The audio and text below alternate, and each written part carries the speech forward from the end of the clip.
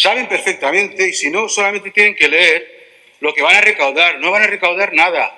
No van a recaudar nada de los ricos. Van a recaudar de las clases medias, a las que ustedes se están cargando a pasos agigantados. Ustedes no defienden a las personas.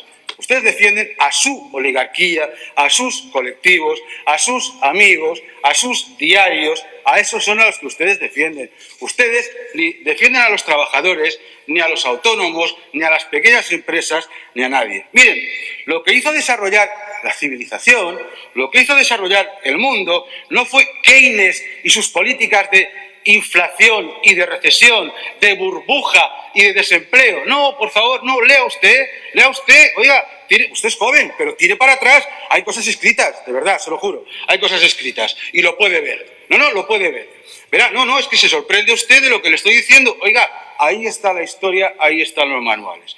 Verá, lo que hay que defender frente a la política de Keynes, destrozada por el señor Solchaga, que nos trajo una crisis en el 93, que este país se salvó de milagro. Bueno, los que se salvaron y las familias que se fueron y las empresas que se fueron, pequeñas tiendas y al garete, gracias a la política keynesiana del señor Solchaga. Y si no hay dinero, pues emitimos más dinero y más déficit y más deuda pública y más burbuja. Pues que resulta, oiga, que la burbuja la empezaron ustedes con las teorías keynesianas que le gustan al señor Mata, que hoy lo veo un poquito cansado. El Estado no soluciona las crisis, sino que su intervención suele ser la causa. Con nosotros para esto no contarán. Nosotros defendemos a las personas, ustedes a sus amiguetes. Muchas gracias.